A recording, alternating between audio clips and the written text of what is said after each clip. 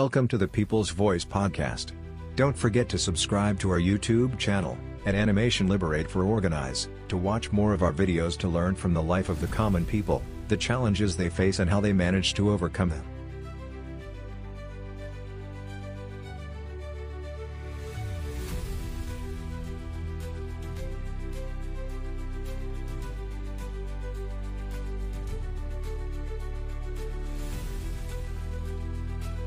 রহমতুল্লাহ, আমি কামরুজ্জামান।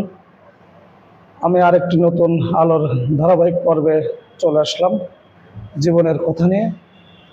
আমি আসছি যশোরের প্রাণকেন্দ্র যে RS জেস টাওয়ারে কর্পোরেট অফিসে জব করেন এক বড় ভাই। তেনার সাথে তার জীবনের কথা নিয়ে আমরা আলোচনা করব। তা আমরা চলে যাই ভাইয়ের কাছে, আমরা তার সাথে পরিচয় হবে, আমি তার সাথে কথা বলবো। ভাই আসসালামু আলাইকুম। ওয়ালাইকুম আসসালাম রাহমাতুল্লাহি ওয়া বারাকাতুহু। ভাই কেমন আছেন? আলহামদুলিল্লাহ ভালো। ভালো আছেন না?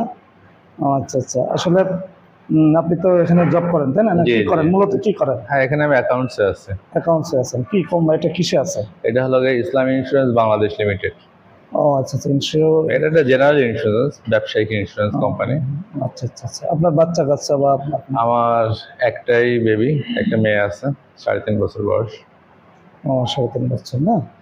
আচ্ছা আচ্ছা। আমাদের আলোর একটি ধারাবাহিক পর্বে আমরা জীবনের কথা নিয়ে আমরা মানুষের যে গল্পটা আমরা ধারাবাহিকভাবে এটা আলোচনা করছি এবং সেটা আমরা অনেক কিছু শেখার চেষ্টা করছি। সেই আলোকেই আমরা আসছি আপনার কাছে। তা আমরা জানতে চাচ্ছি যে এই আপনার যে এ পর্যায়ে আসার পিছনে যে আপনার যে কাজ করেছেন, এটা নিয়ে আপনি আমাদেরকে একটু আলোচনা করেন। আসলে আমি মূলত তো প্রথমে জব করতাম না। আমার মূলত আমি পড়াশোনা শেষ করে চাকরি পিছনে ঘোরাঘুরি করে যখন চাকরি পাইনি, তখন আমি মূলত বিজনেস শুরু করি, নিজে একটা বিজনেস শুরু করি। নিজে উদ্যোক্তা? হ্যাঁ, নিজে উদ্যোক্তা। আমার আন্ডারে 2-3 জন কর্মচারীও কাজ করতো দোকানে। আমার একটা অনেক বড় দোকান ছিল, ব্যবসাটাও অনেক ভালো যাচ্ছিল। তারপরে করোনা যখন আসলো, করোনার 2-3 বছরে আমার ব্যবসায়িকভাবে চরম একটা ক্ষতিগ্রস্ত হই। যে ক্ষতিটা কাভার করা আসলে তখন আর সম্ভব হয়ে ওঠেনি, যে কারণে ব্যবসাটা আসলে ওই সময় আর পরে রানিং করা সম্ভব হয়নি।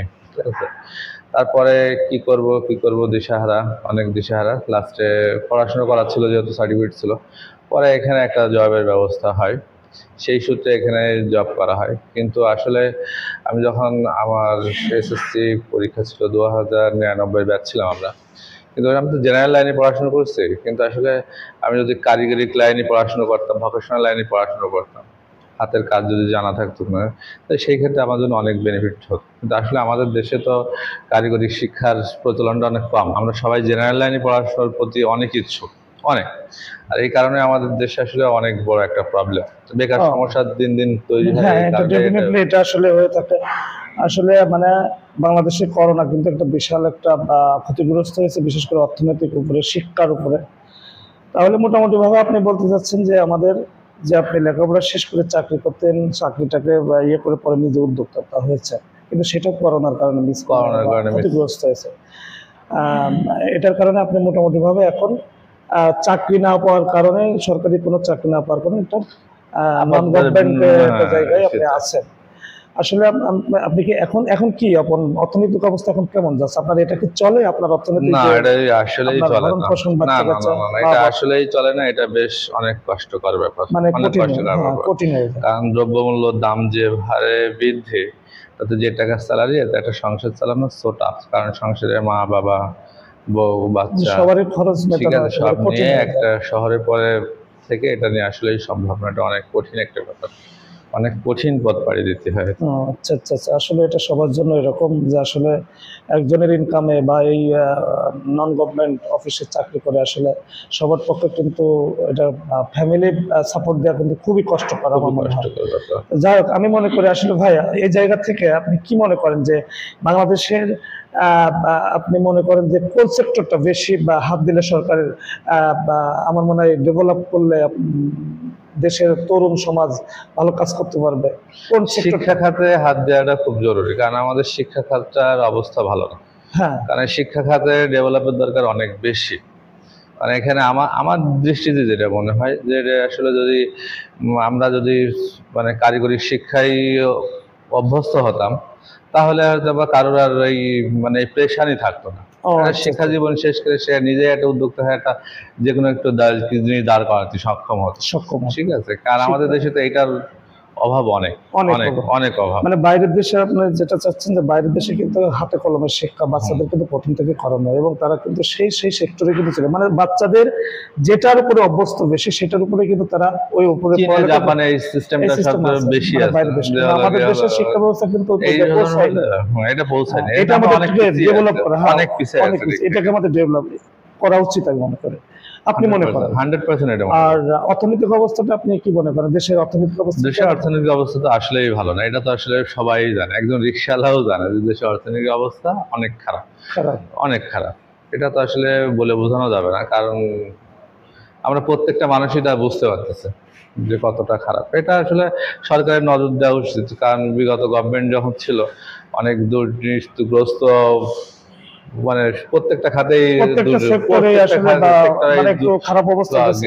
আপনি কি চান যে দেশের এই সরকারের পাশাপাশি নন গভর্নমেন্ট যে প্রতিষ্ঠানগুলো আছে তারা যদি একটু এগিয়ে আসে, তাহলে আমার মনে হয় দেশের তরুণরা অনেক তারা চাকরির সুযোগ পাবে, অনেক উদ্যোক্তা তৈরি হবে। অবশ্যই অবশ্যই। আচ্ছা আচ্ছা আচ্ছা, যাই হোক, এটা করলে আমার মনে হয় আপনার, তাহলে আমরা জানতে পারলাম, বুঝতে পারলাম আপনার মনের কথা, জনগণের কথা বা মনের যে আপনার কথাগুলো আমি বুঝতে পারলাম। এটাই শুধু দর্শক আমরা বুঝতে পারলাম যে আমার ভাই বলছে যে দেশের অর্থনৈতিক এবং শিক্ষা ব্যবস্থাকে যদি উন্নত করা হয়, যদি আরো জোর দেওয়া হয়, তাহলে শিক্ষার হলো জাতির মেরুদণ্ড, আর শিক্ষাই কিন্তু একটা জাতিকে অনেক উপরে নিয়ে যেতে পারে। এই জন্য তার মনের অব্যক্ত কথা সেটা হচ্ছে শিক্ষা খাতটাকে আমাদের ডেভেলপ করতে হবে। এছাড়া তার পাশাপাশি তিনি বলছেন যে আমাদের অর্থনৈতিক ব্যবস্থাকে সরকারি পাশাপাশি নন গভর্নমেন্ট যে প্রতিষ্ঠানগুলো আছে তাদেরকে এগিয়ে আসা উচিত, এবং এই সেক্টরটা যদি ডেভেলপ করা যায় তাহলে বাংলাদেশের অসংখ্য তরুণ মেধাবী জেনারেশন আছে, তারা এখানে চাকরির সুযোগ পাবে, নিজে উদ্যোক্তা হবে এবং নিজে কিছু করতে পারবে। ধন্যবাদ সবাইকে, আমরা জনগণের কথায় অনেক কিছু শিখতে পারলাম, বুঝতে পারলাম। আবারও দেখা হবে আপনাদের নতুন কোনো পর্বে। সবাই ভালো থাকবেন, সুস্থ থাকবেন। আসসালামু আলাইকুম।